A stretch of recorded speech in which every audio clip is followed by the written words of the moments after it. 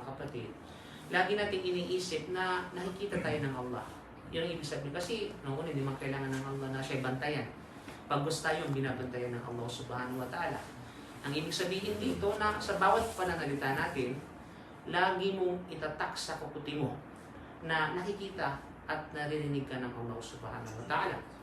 Kapag sa tuwing gumagawa tayo, ano man ang ginagawa natin? Ito man ay labas sa ibada o sa loob ng ibada, kinakailangan, sabi nga nila, mindset ba? Mindset ba? Kailangan ang mindset ng isang Muslim ay lagi niyang iniisip na nakikita siya ng Allah subhanahu wa ta'ala. Although hindi mo nakikita ang Allah, subalit nakikita ka niya. Kasi kapag yun yung mindset mo lagi, masyaallah tabarang kapatid, alam mo parang kang na-reach mo yung tugatog ng bahagi ng pananampalataya, yung ihsan. Diba? Yung ihsan. Kasi ang ibig sabihin ng ihsan ay maraming pagpapakahulugan. Kabilang na rito yung pagiging mahusay. Okay? Pagiging mahusay, kumbaga, mahusay sa pagbantay, mahusay sa pagsubaybay. No? Subalit ang ihsan, according sa definition ng hadith ni Prophet Muhammad sallallahu alaihi wasallam, an ta'budullah ka'annaka tarahu fa in lam takun tarahu fa innahu yarak. Sabihin na sambahin mo ang Allah subhanahu wa ta'ala na para bagang nakikita mo siya. Datapwat, hindi mo siya nakikita literally, ngunit nakikita ka niya. So yun yun. So ibig sabihin, every time na tayo ay mag-move, every time na tayo ay kikilos at gagawa, nasa mindset mo na ang Allah ay nakikita kanya. Okay? So para bagang kaharap mo ang Allah subhanahu wa ta'ala, para bagang boss mo ba? Diba? Pag halimbawa ikaw ay treasurer, tapos laging nakabantay at nakamasisay yung tinatawag ng boss mo. Okay, ang Allah yung mahigit pa sa CCTV. Diba? CCTV, pwede mong takpan eh, hindi ka naman ano eh. Diba? So balit yun nga, so nagpupursige ka na makaiwas sa mga bagay na ayaw makita ng yung tinatawag na ng boss, di ba? So binabantayan mo lagi yun, di ba? So ganun ang isang, kasi ang ihsan kapag nasa tugatugan ng ihsan, ang tawag sa iyo ay muhsin. Sana all muhsin. So yun mga kapatid.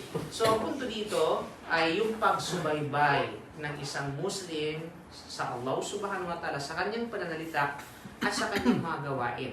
At gayon din, sinusubaybayan niya ang kanyang mga gawain at pananalita dahil nakikita siya ng Allah kahit pa siya mag-isa o kaya ito ay hayagan. So lantaran man, hayagan man, at saka sikreto. Kasi may mga karamihan sa mga Muslim sa kanila takot na paghaya, yun, nakakahiya sa mga brother, di ba?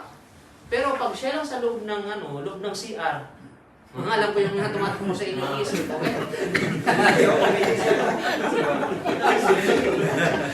Pag siya mag-isa lamang sa loob ka sa lock yung pintuan, di ba? May mga pa, vault, yung kanina may mga vault. Talagang makakita, di ba? Subhanallah ay naunahan ba ko ay nagtik-tiktok pala. Okay? Subhanallah mga kapatid. Minsan yung mga napapanood natin, wag ba, matuwang-tuwa siya ganun-ganun, pero hindi mo alam mga pinapanood niya. Di ba? Mga palaswaan at kahalayan, kumbaga.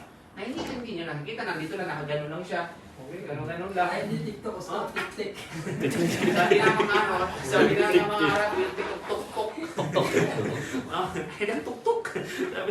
So yun yung mga kapatid. So, sabihin lang, taran man, pasikreto man, ay laging nakasubaybay, laging nakabantay ang isang Muslim sa kanyang mga gawain, pananalita ng Allah subhanahu wa ta'ala ay nakikita siya. Okay? Wajahidu, sabi niya, anfusakum an luqo'in fima haramallahu alaykum. At magpunyagi. Kayo ay magpunyagi. Okay? Magpunyagi sa inyong mga sarili sa mga pagkumit, no? Sa pagsagawa ng mga bagay na ipinagbawal ng Allah subhanahu wa ta'ala sa inyong mga kapatid.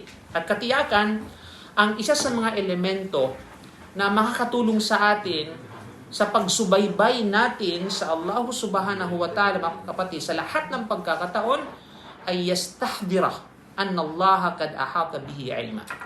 Na ilagay sa mindset ng isang tao, ilagay sa kanyang isip na ang Allah ay walang nakaliligtas sa kanyang kaalaman. You know? Walang nakaliligtas. Huwag mo sabihin na lahat ng bagay alam ng Allah maliban sa bagay na ito. Otherwise, para ka Mu'tazila. Okay, ang akida ng Mu'tazila ay walang iba kundi ay niniwala sila na yung gawain natin ay labas sa kaalaman ng Allah subhanahu wa ta'ala. You know? Tayo Ahlus Sunnah wal Jama'ah. Naniniwala tayo na walang nakaliligtas sa kaalaman ng Allah. Hindi mo pwedeng ihiwalay ang gawain mo sa kaalaman ng Allah subhanahu wa ta'ala.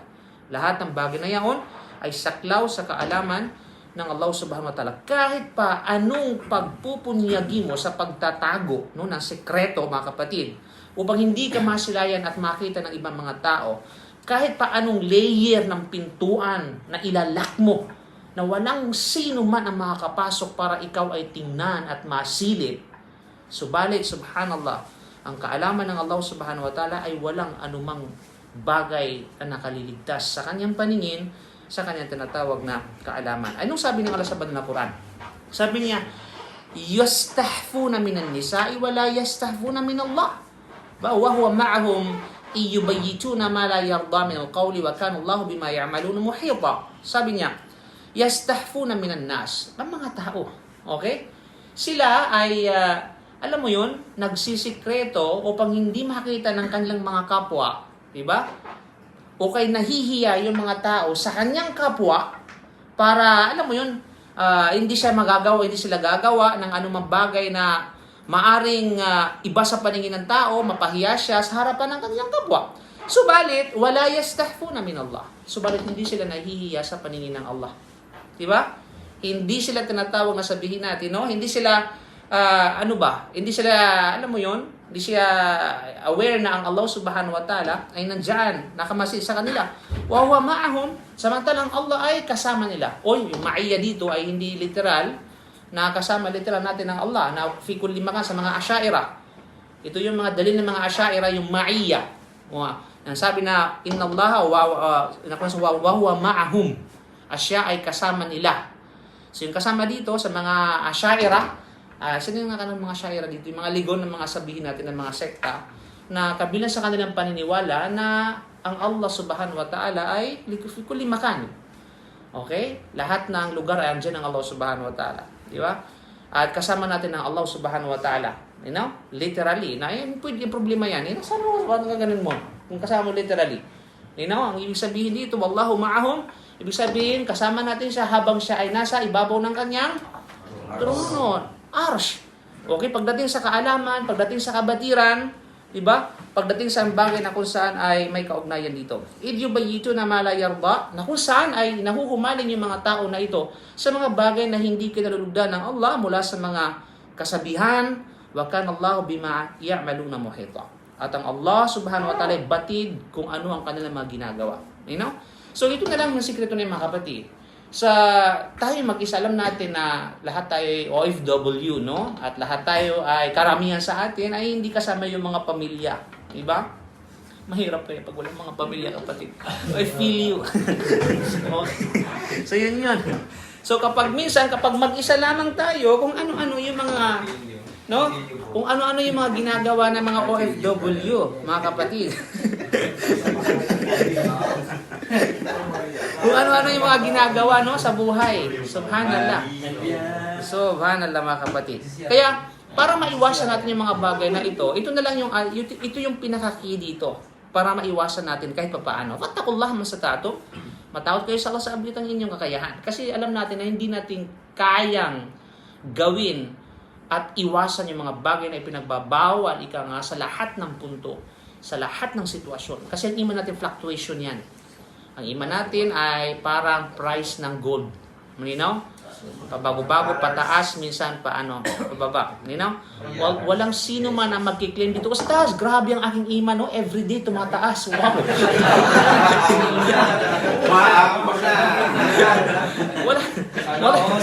Wallahi kapag sino mag-claim na yan, hampal ang balusin mo yung pagmumukha niya. Okay? Walang ganun mga kapatid sa panampalatayang Islam. Hindi tayo mga propeta. Mga propeta, yung iman nila ay habang tumataas. Okay? Yung iman ng mga anghel ay constant yan. Okay? Hindi nababawas at hindi nagdagdagan. Pero tayo bilang ordinaryong mga followers ng mga propeta, yung iman natin ay fluctuation niya. Bumababa, tumataas. Kaya walang sino man ang pwedeng mag-claim, na lahat ay nape-perfect niya ang kanyang pagsamba sa Allah. Walang sino man ang pwedeng mag-claim na sa lahat ng pagkakataon ay nakakaiwas siya sa mga sabihin natin mga bagay na ipinagbabawal. Sa panahon na yung mga kapatid, no, cellphone lamang, nandiyan na yung mga ipinagbabawal. Sa totoo lang, di ba? I mean, strictly speaking, kumbaga. Di ba, nandiyan mga spaghetti pataas, pagitna ng pababa, at iba pa. Di ba? So, wag mo sabihin na hindi ka humahawak ng cellphone, kapatid. Mashallah, tabarakallah. Okay, makaluma. So, yun. Diba? So, yun, nagpapakasal. Ang iman natin ay yazidu, bita'a, wayangkus bilmasiyah.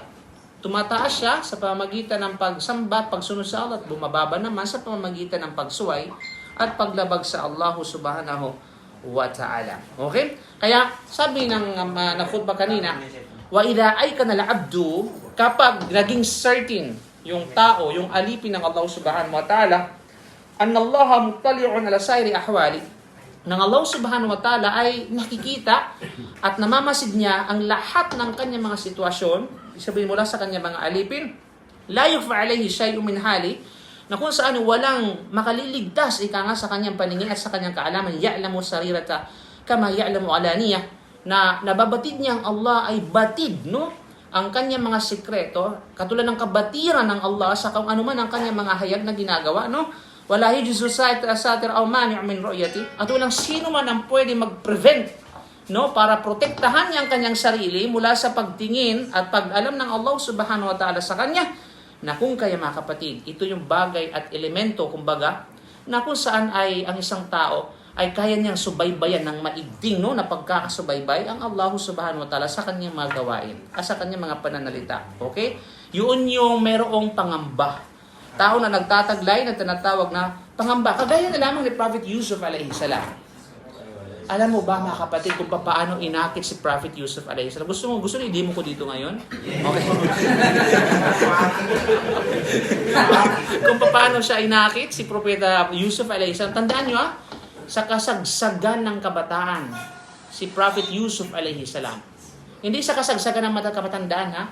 Kasi pag sinabing kabataan, mapusok, kapatid. Di ba? Mapusok, tapos alam mo yun, agresibo. Alam natin yan. Parang hindi kayo dumaan sa pagiging kabataan. Okay? Agresibo, kalakasan. Nandiyan na lahat yung factor ba? Na kapag nakabilangkad, sabi nakabilangkad ba? Okay? Na kapag umalundusa yung babae sa kanyang harapan, abay talagang dadakmain talaga mga kapatid sa panampalatayang Islam. Biro mo, hindi lamang yung physical fact ika nga na meron si Yusuf alayhi salam na nandyan sa kanya lahat, kumbaga kagwapuhan nandyan sa kanya. Babae, sa side naman ng babae, maganda. Okay? Sana all. Maganda, kaakit-akit. Diba? Kaakit-akit mga kapatid sa pananampalatayang Islam. Sinabi ng mga mufassirun, ang pangalan sino pangalan? Ako din sa ibang mga mufassirun, ay walang iba kundi si Zulaykha. Okay? Si Zulaykha daw sa ibang tinatawag na mufassirun. So, ito si Zulaykha na ito ay syempre ay asawa ng kanyang sabihin natin naging amo kay umampon kay Prophet Yusuf alayhi salam. Kasi nga kinuha, alam mo, mahabang kwento yan. So yun nga, ikaw ba naman ay syempre, alam mo yun na dahil sa kagwapuhan ni Prophet Yusuf alayhi salam, gwapo, no? Tapos ay nabighani itong si Zulaykha daw. Okay, nabighani kaya kinulong, no? Kinulong talaga si Prophet Yusuf alayhi salam. Actually, ang Saratu Yusuf ay nakwento namin ng detalyado, kapatid. Okay, sa aming tinatawag na Hola Students sa season 1. At enjoy sila sa kwento kasi detalyado. Ako rin sa iba't ibang tafsir. Okay, na kung kaya maraming tentuan talaga ang nilak niya para lamang mapasa akin kay Yusuf. Okay, yan mga kapatid. Kaya naman, siyempre, si Prophet Yusuf alayhi salam, kahit na nasa kanya yung sa pagkakataon na yun, di ba? It's time to grab the opportunity. Di ba? Sa mga ordinaryo pa. Sayang naman kung hindi pagbibigyan, di ba? Okay, biyaya na nga ay bato pa, na naging bato pa. Subhanallah, si Prophet Yusuf alayhi salam, mga kapatid, isang yung epitome, ika nga ng halimbawa, ng pagkatakot sa Allah subhanahu wa ta'ala. No? Yung pangamba sa Allah subhanahu wa ta'ala, nung siya inakit ng babae ng Imra'atul Aziz. Ibig sabihin, ang Imra'atu dito, yung asawa ng Aziz, sinasabi ng Aziz ay, yung mismo yung pangalan talaga nung sinasabing Aziz, which is pinuno, ministro, kumbaga. Anyhow, ang mahalaga ay asawa nung tinatawag na Aziz fi kamalil dina, Tapos sa mayaman, di ba? Nandiyan sa kayong factor, mayaman, maganda, matanda, madali mamatay. Hindi ganun. Okay. Mayaman, maganda. Okay, yes, nasa tinatawag na ano. Sabihin natin ay fresh, ika nga. Malinaw? Kaya may ibang mufassiron kung bakit nangyari yon. Kasi nga, ako rin sa ibang opinion ng mga mufassiron, kasi nga, yung kanyang tinatawag na asawa ay hindi siya ginagalaw. Kaya natin birhin siya. Okay? Maritis tayo. Okay. Yan isa sa mga version ng tinatawag na kwento. Kaya yung kasi yan sa matatagpuan sa kwento yan Ibn-Ashur at saka Tabari, di ba pa? Naung kaya sabi niya, kasi hindi siya tinatawag na ano ba? Alam mo na, kaya nangangailangan din siya bilang isang babae. Siyempre, gwapong-gwapo yung nasa harapan niya si Prophet Yusuf alayhi salam. Malinaw, kaya hindi ka talaga. Kaya dahil yung mga kwento, sa mga kasagsagan ng mga kwento, isipin, sinisya sa mga kababae, bakit ako sinisihin? Kayo nga kung nasa harapan ko, mga akid din kayo eh. Kaya yun ang dahilan kung bakit nangaputol ang kanilang mga daliri. Nung pinakita, sinurprise, ika nga, di ba, pinatawag yung kababayan sa palasyo, o sige nga, tingnan natin kung masisihin niya ko ngayon. Di ba? So, nung nakita si Yusuf alayhi salam, wow, okay, ganun-ganun. So, habang nag-ihiwa, may mga iba, na ako din sa ibang version, nangamatay ang iba doon. Nawala, nahubusan ng dugo. Ikaw ba na maputol yung kamay? Pero hindi lang naanaan yan, namamalayan, naputol na palang kamay nila. Ibig sabihin, ganun kagwapo si Yusuf alayhi salam, mga kapatid, na talagang sabihin natin na ano, may lahat na. Kaya mapalag yung mga Yusuf eh.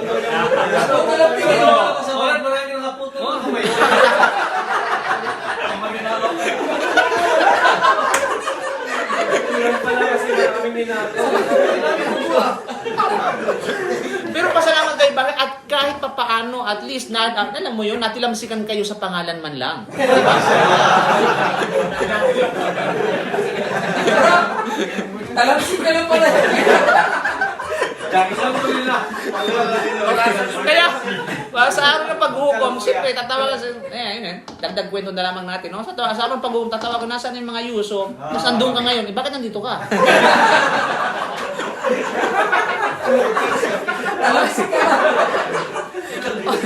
Subhanallah, mga kapatid. Kaya nga, dahil dito sinabi ng Allah subhanahu wa ta'ala, mga kapatid, sabi na, warawadat sullati huwa fi baytiha an nafsihi. Kaya inakit, okay? Hinalina at inakit niya si Yusuf alayhi salam habang siya ay nasa loob ng bahay niya, nasa loob ng tinatawag na palasyo niya. Ika nga, wagallabatil abwab, wagallakatil abwab, at sinarado ng mga pintuan, mga kapatid, wakalat, hay talak. Okay, come here baby, come here. Hay talak, ibig sabihin ng hay talak. Come to mama. Okay. Yan ang sabihin. Halika na. May mga iba mga version kasi nakuha namin ito, mga kapatid, yung buong kwento talaga niyan. Kung sino man ang gustong itilak, ika nga meron na, nakasimpo yan sa aking YouTube channel. Okay? Wakal lakat sila bawat pagkatapos hakala height sila. Kaya doon sa ibang version ng Mufassirun ay talagang hinubad. Hinubad niya yung kanyang tinatawag, no? Undress, no? Parang chicken lang, undress. Okay? Yung kanyang sarili. Kala, hi, sala. Okay? Halika na kayo dito. Ano pag hinihintay mo na dito ako? Okay? Subhanallah. Kala, ma'adallah. Subalit, ang reply ni Yusuf alayhi salam, mga kapatid. Okay? Hindi ba katulad iba ngayon na hindi lang lumuluwa tapos bumulot dito sa akin. Subhanallah. Okay. Ibahin nyo yun. Si Prophet Yusuf alayhi salam, sabi niya, ma'adallah. Okay? Ay isa na ma'adullah ay iyadan billah. A'udhu billah. A'udhu billah. Okay? Pakup-kup nawa sa Allah. Okay? Humihingi ng pangalungan sa Allah. Ika nga, innahu rabbi ahsana mathway. Innahu la yuflihu dhalimun. Diba? Dito, mga kapatid, innahu rabbi. Tunay na siya ang aking Panginoon. Ahsana mathway. Ay siya. Mayroong mahusay, ika nga, nasabihin natin lugar na inihahanda sa sinumang mayroong takot sa kanya. Diba? Siya ay naghahanda sa mga mayroong takot sa kanya ng napakagandang lugar. Kasi sa lugar na ito, mga innahu la yuflihu dhalimun, tunay na hindi magtatagumpay ang mga gumagawa ng katiwalian, mga wrongdoings. Okay? So, walang doon na makatsi. So, dahil dito, siyempre ay tumakbo si Prophet Yusuf alayhi salam at pagkatapos ay, Allah, halika na baby, ganun-ganun. Hinabol ng babae, kapatid, no? Sige, habulan sila doon hanggang sa makarating sa pintuan. O, naabutan ngayon si Prophet Yusuf alayhi salam. Pinunit ngayon yung likuran ng kanyang damit. Okay? Sobrang, alam mo na yun, agresibo. Sobrang, okay? Subhanallah. Subhanallah. di ba, bilang tinatawag na pinunit ngayon. So, nandun ngayon si Aziz. Naka na sa pinto, binuksan ng pintuan. Di ba? So, ngayon, nahalo, nabisam, nakita mismo actual ngayon, yung isa, close contact, kumbaga, ng dalawa. Malinaw? Kaya yun siya, siyempre, nabulgaryo, na chismis sa loob ng, alam mo na, mga marites din, no? Hindi talaga na, noon pa may mga marites na. Okay. So, yun, nandoon mga kapatid. So, kumalat ika nga yung nangyari sa kanya. Kaya, sa madaling salita, kasi kung ating hahabayin yung kwento, ay talagang hindi tayo, kulangin yung tinatawag na ito, mga kapatid. Yung pagkupo na ito. Kaya naman, saksi si Muhammad pala sa kasisusungan. Yan, isulat na sisunuan niya ng hola. Diba? Okay. So, yun yung mga kapatid. So, ang ginawa niya, to make a story short, siyempre, kinulong siya. Tapos, to make a story short din, ay ilalabas na sana siya. So, balit mas hinihiling pa niya na masabihin natin ay manatili sa kulungan. Okay? Ay sabi niya, di ba? Sabi niya dito sa Rabbis sijnu ahabbu ilayya mimma yad'unani ilay. Di ba? Sabi niya, Panginoon, Rabbis sijni, yung Panginoon ko, ang sijin, ang kulungan ay higit na kaibig-ibig sa akin. Sino bang gusto ng kulungan? Sino gusto ng kulungan? Siguro sa pag mayroong Islamic trivia, sinong tao ang merong gusto ng kulungan? Si Yusuf alayhi salam. Di ba? Subhanallah, mas kaibig-ibig sa akin ang tinatawag na kulungan kaya sa anumang pang-aakit nila sa akin. Kaysa naman ma-fit na ako sa labas. Di ba? Alam niyo ba sa ibang version ng tinatawag na salaysay, sa mga fasirol, na kapag kapag umaalis si Prophet Yusuf, pag lumalabas sa mga kanto, nag-iilaw, nagkakaroon ng liwanag yung mga kanto na kanyang dinadaanan. Sa sobrang kagwapuhan niya, kapatid. Di ba? Subhanallah. Grabe ang kanyang tinatawag na, grabe ang kanyang aura. O bakit yung sa Yusuf lumabas na? Hindi makaya. Sa kanya naman, namamatay yung ilaw. Umidilim. Umidilim. Wala nang miwanag na dyan. Matay na yung mga ilaw. Bakit nung pupunta ka sa pagtulog na wala nang Subhan, alam mo, nainis ko talaga yun. Actually, ito nainis ko talaga eh. Subhanallah, mga kapatid. Kaya napaka-dakila talaga. Di ba, anong dakila ng iman? Taglay si Prophet Yusuf alayhi salam. Di ba, mga kapatid? Anong taglay ang puso ni Prophet Yusuf alayhi salam? Gaano katindi ang kanyang iman sa mga bagay na ito. Subhanallah, mga kapatid. Di ba? At kaya naman mga kapatid, isa sa mga binigyan ng pribilehiyo ng Allah subhanahu wa ta'ala na kung saan ay isa sa mga 7 pasisilungin ng Allah sa araw ng paghukom layad, di ba? Yudhilluhumullahu fi dhillihi la dhilla illa dhillu. Sab'atun yudhilluhumullah. Sa araw ng paghukom, pero 7. Categorically speaking, meron tinatawag na 7 na pasisilungin sa araw ng paghukom na walang silong maliban lamang sa silong ng Allah. Isa na nga doon nabanggit na inaakis siya ng isang babaeng maganda. Okay? Hindi lamang maganda, kundi ay nasa maganda pa yung estado sa buhay, hindi duka o noon eh. Iba nga sa atin ngayon okay lang walang duka, basta ngayon iba nga walang ganda, tapos inaki siya, okay na. Okay? 150 lang, kapatid. Pumatol na agad, di ba? Pero ito, okay, ibig sabihin ay tinatawag na, di ba? Inaakit siya, inalina siya, kumbaga, sabi na, inni akhafullah. Nasa halip na sunggaban niya yung pagkakataon na yun, sasabihin niya, inni akhafullah. Ako ay tunay na natatakot sa Allah subhanahu wa ta'ala. Ay, hindi ba sasabihin na, ay, rizki ito, kapatid, ne'ma ito. Sa halip ko sabihin, sabihin na ako natakot, sabihin na, biyaya ng Allah ito. Grasya na eh. Laman loob dito. Laman yan. Subhanallah, mga kapatid, sa panampalatayang Subhanallah, mga kapatid, sa panampalatayang Islam. Kaya mga kapatid sa panampalatayang Islam, babaki man at saka kalalakihan sa kababaihan sa ating live na ngayon, mashallah tabarakallah, ay dapat alalahanin. Ika nga ng bawat Muslim, babae man o lalaki, kung anumang inihanda ng Allah subhanahu wa ta'ala sa mga magiging witness laban sa Kanya. Sa araw ng paghuhukom, 2 klase ng witness. Unang witness laban sa'yo. Pangalawa, witness para sa'yo. Ano bang gusto nating witness? Laban sa atin o para sa atin? Siyempre, naway pagkaloob ng Allah sa atin, mga kapatid. Ang sabihin ay, gusto natin ng saksi ay magsasaksi yung mga bagay na ito para sa atin. Ibig sabihin, approve, kabutihan. Paglaban sa atin, ito yung mga kalapastanganan, kumbaga kapahamakan ay maaaring maidulot natin dahil sa ating mga gawain. Kaya naman, dapat malaman ng mga Muslim yung mga inihanda ng Allah mula sa mga magiging witness. Okay? Magiging saksi. Okay? laban sa kanya sa araw ng paghuhukom, na kung saan ito ay walang duda, ay ihahayag ng Allah subhanahu wa ta'ala sa kanyang mga alipin, dahil ito ay bilang pagpapakita ng pagiging makatarungan at makatwiran ng Allah subhanahu wa ta'ala, na kung saan magsasaksi sa kanya sa lahat ng kanyang mga gawain. Narito mga kapatid. So ito, in-enumerate nung imam kanina, yung mga magiging witness laban sa tao sa araw ng pangmakutob. Una, yung kitabo sa Haif al-A'mal. Yan ang unang witness. Ito yung mga talaan ng mga gawain. Okay? Talaan ng mga gawain dahil tunay na ang Allah subhanahu wa ta'ala ay nagtalaga ng mga tagapagsulat at tagapagtala na magtala o magtatala ng mga gawain at anumang mga bagay na ginagawa natin. At sinasabi natin, kahit pa yung mga words na binabanggit natin, may kung mga nakatala yan. Ma yalfidhu min qawlin illa ladayhi raqibun atid. Di ba? Ang ibig sabihin, walang anumang salita na bibitiwan ng isang tao sa pamagitan ng kanyang dila, maliban na lamang na merong anghel na tagatala para rito. Di ba? Kaya yung pagmumura ng mga natin mga kapatid, yadan billah. Usually, alam mo yung mga balik Islam, galing sa, alam mo yun, yung ugali, na garapal na pag-uugali nung hindi pa siya Muslim, minsan nadadala niya sa tinatawag nung siya nag-Muslim. Di ba? Kaya hindi mawawala ito hanggat hindi na i-apply sa kanyang sarili ang sunnah ni Propeta Muhammad sallallahu alaihi wasallam. Yung mga PI, kapag nagagali at saka sabihin natin na eerita, nagmumura agad ng PI o anumang katulad na ganito mga pananalita, di ba? Nasa halip sabihin niyang astaghfirullah, Allahu Akbar, Subhanallah, Alhamdulillah. Di ba kasi yung nadadala pa niya, hindi pa masyado na nadidevelop kumbaga yung kanyang pagiging Muslim. Kaya obligado sa atin na turuan sila mga kapatid kung ano yung mga sunnah pagdating sa pag-uugali. Kasi meron tayong sariling expression. So lahat ng mga bibitiwan ng isang tao, walang anumang salita na bibitiwan niya, maliban lamang na merong tagatala.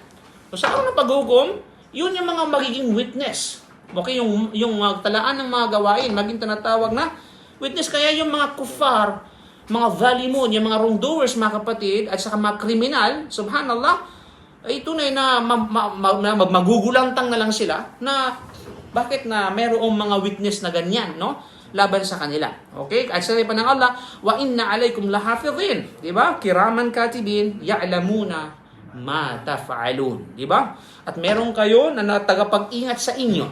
Ibig sabihin, tagapagbantay sa inyo, kiraman katibin. Sinasabi ng mga fasiro na kiraman, ito yung mga nasa kanan, katibin, sila yung mga nasa tinatawag na kaliwa. But anyway, they are the group of angels, kumbaga, na inatasan ng Allah subhanahu wa ta'ala, ng kanilang titulo ay kiraman katibin. Na kung saan ay nagtatala ng mga gawain, mabuti man o masama, ya'lamuna ma taf'alun. Nababatid nila ang mga ginagawa ninyo. So pag sinabi nga ang nababatid, so lahat mga nagawain natin, hindi pwede mo sabihin na ay may mga pilosopo mga Muslim kasi nakasasalit ni Propeta Sallam na hindi makapasok ang anghel sa isang bahay na merong larawan. Kaya ang ginagawa niya, naglagay siya ng mga larawan doon, no, sa loob ng kanyang kwarto. Kasi para daw walang anghel na makapasok. Totoo naman yun. Kasi nasa hadith yun, walang ba? Pero hindi naman sinabi sa hadith na hindi ka makikita ng anghel. Na hindi mababatid na anghel yung ginagawa mo. Hindi transparent sa iyo, kumbaga, hindi transparent ikaw sa kanya. Okay, hindi ka siya makakapasok, pero makikita ka naman. Di ba? Kasi nga, meron silang kapangyarihan na ipinagkalo sa kanila ng Allah para lamang magampanan yung trabaho mo, matrabaho nila, na kung saan ito yung pagtatala. Kaya kahit gaanong pagtago mo doon at paglagay mo, kahit papaikutan mo ng mga larawan yan, pati mga Dracula ilagay mo dyan, pati mukha mo talaga na mukhang Dracula ilagay mo dyan, okay? Ay talaga namang hindi talaga papasok talaga yung anghel. Pero it doesn't mean, it did not suggest na hindi nila malalaman yung ginagawa mo. Okay, 5 minutes mga kapatid, yun ang pangalawa. Okay, yun ang una. Marami pang mga aya, kumbaga, yung tinatawag na ano. Pangalawa, okay? Pangalawa ay walang iba kundi yung tinatawag na sabihin natin, yung magiging witness yung ating mga kamay. Ang mga bahagi ng ating mga katawan, mga limbs. Okay? Mga limbs, mga kapatid sa panampalatayang Islam. Na kung saan, ano ba sabi ng Allah? Sabi ng Allah, yawma tashhadu alayhim alsinatahum wa aydihim wa arjuluhum bima kanu ya'malun. Sa araw ng paghuhukom na kung saan ay magsasaksi laban sa kanila ang kanilang mga dila. Kung saan nila ginagamit ang kanilang mga dila. Okay. Alam na this. Okay, kapatid, alam ko na ang dila ay minsan ginagamit yan sa pagdila na mga halal Okay? Huwag mo namang gamitin niya sa dila ng mga haram. Okay? Na kung kaya ay magiging witness sa kanila yung tinatawag na dila nila, kung saan nila binibigkas, anong mga sinasabi nila, pagmumura at iba pa, di waidihim pati yung kanilang mga kamay. Magsasaksi yun, mga kapatid.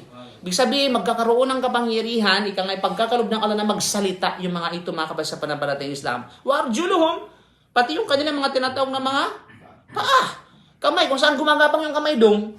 Di ba? At yung pa kung saan sa pupunta, patay sindi ba o ano pa man, party dito, party doon. Kasalanan, no? Ano pa man katulad nito, di ba?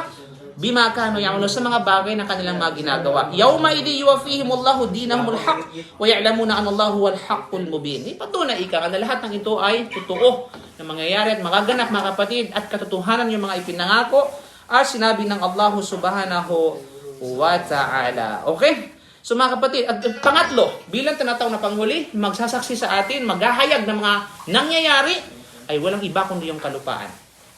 Yung lupa. Entirely yung kalupaan. Wallahi, sasabihin kung ano yung nangyayari. Sasabihin ng lupa kung ano yung ginagawa mo. Sasabihin ng lupa kung saan ka pupunta. Sasabihin ng lupa kung ano ang anumang meron ka. Ano bang sabi ng Allah sa banal na Quran, mga kapatid, sa pananampalatayang Islam? Okay, yawma idin tuhaddithu akhbaraha. Sa araw ng yaon, ang lupa ay yuhaddithu. Tuhaddithu, ibig sabihin maghahayag, magsasalita kung ano ang lahat ng nagaganap sa ibabaw ng kalupaan. Including your deeds, your actions. Okay? So ito po yung mga tinatawag na sabihin natin, no? At natin pahabain, gusto pa naman natin kasi ay limitado lamang yung oras natin. So alhamdulillah, hope you enjoy. At the same time, ay meron tinatawag na aral na kayo nakukuha at napupulot. Barakallahu fikum, no? Wa akhiru da'wana alhamdulillah subhanahu wa bihamdika asyhadu an la ilaha illa anta astaghfiruka wa atubu ilaik. Assalamu alaikum warahmatullahi wabarakatuh. Question lang, no? Pangkalahatan ng mga ikatanong, no? So yes. Pangkalahatan, no? Kahit anong pangkalahatan. Sige po. Ang tanong kasi si Kalimutan, regarding to sa ano may nag-post, ang pakikisali daw sa basketball, pag nagbigay ka ng entrance, 1-5, ay haram dahil ito'y nagdudulod na ito'y sugal. Anong nasasabi mo sa... Kasi marami nagpapalaro basketball, karamihan mga kapatid din namin Muslim ang nagpapalaro. So hindi ba nila alam to? Okay. Bismillah wa salatu wa salam ala rasulillah. So yung katanungan na yan ay nangangailangan ng tafsil, nangangailangan ng detalyadong pagpapaliwanag. Yung tinatanong dito, yung tinatawag na I think a fee, no? Entrance fee. Entrance fee ba ang tawag yan? Entrance fee. Ang entrance fee na yan, maaaring mapunta sa halal, maaaring mapunta sa haram. Depende sa objective. Okay. Kailan mapupunta sa tinatawag na sabi natin haram? Kasi pag nalaman natin na ipapunta sa haram, that is halal. Okay? Kailan mapunta ito sa tinatawag na haram? Kapag ito ay a form ika nga sa tinatawag na sugal. Paano yun mangyari? Kapag yung entrance na yun, okay, ng lahat ng mga involved doon na player ay magbibigay ng tinatawag na entrance at doon kukunin yung price na pinanalo na nila. Magiging sugal yun. Okay? May pala tayo. Magiging sugal yun. Nino? So, isa ba? Okay, player kayo lahat. So, mangungulikta ako ng tinatawag na ano? Mangungulikta ako ng sabihin natin ng entrance fee sa larawan at sa imaheng entrance fee ko, no? So, balik dito natin kukunin at maglalaro kayo kung sino nanalo sa kanina ito. That is sugal. Yan ay sugal. Okay? Malinaw? Mashallah. Yung price, yung magiging... Okay, kung hindi magiging sugal yun, kung hindi nang galing, yung tinatawag na yung price mula doon sa mga player. Halimbawa may sponsor. Yun, okay. Okay? Yun, halimbawa may sponsor. Halimbawa yung sponsor, Raji. Sabi no, sino man yung mananalo sa inyo, okay, bibigyan natin ng winner. Trophy. Okay, yun. Yun yung magiging tinatawag na walang sugal doon. Kasi nga, yung price, ika nga ay galing sa labas. Merong nag-sponsor. Pero yung price, ika nga, anong price ay naggaling mismo sa mga player, yun yung sugal. Okay? Yun yung tinatawag na sugal. Pero kung halimbawa, okay, lahat kayo ay meron tayong transfer. Tapos yung tinatawag na yung fee na yan, gagamitin natin sa mga pang-snack ninyo, pagkain ninyo, makikinabang yung pangkalahatan. Okay? Bakit? Bibili tayo ng mga sabi natin, gagamitin natin sa tinatawag na basketball kasi mapakikinabang yung pangkalahatan. Okay? Yan, pambayad sa kuryente, pambayad something like that. So, walang problema sa ganung bagay. Walang kinalaman sa price. Walang kinalaman sa tinatawag na price. So, yun yung mga kapatid. So, kailangan maging malinaw, ika nga, yung objective. Maging malinaw yung tinatawag na pamamaraan. Okay? Kasi may mga bagay na akala natin na pwede yung pala ay nahuhulog na pala tayo sa tinatawag na haram. You know? So yun yun. Saka doon sa maliit na bagay na halimbawa yung dalawang team naglaro. O sige, matatalo ko, siya magbabayad ng kuryente. Parang gusto na tayo. Yun, parang pasapos na rin yun. Masali yun sa Oh. haram. Yes, kasi involved doon yung tinatawag na ano. Kasama yun sa tinatawag na Yung cellphone naman, yung for example, hindi na matatalo bibili ng Pepsi. O yan. Yun nga. Yan, so, pustahan na nga yun eh. Talo mo na bili pa naman kami ng milon. Pag nanalo ko pag nanalo ka, balik lang guys. Ha? Pag nanalo, balik lang. Paano pag sinabi yung matatalo siya mag-sponsor? Yun na nga yun. Yun na nga yung mga kapatid. Kasi lahat ng ano mga ano yan. Pero kailangan galing sa iba. Galing sa iba. Galing sa Paano iba. yung malagdagan zone? Pabili na lang sila. Meron na kayo. Inibat-inis na.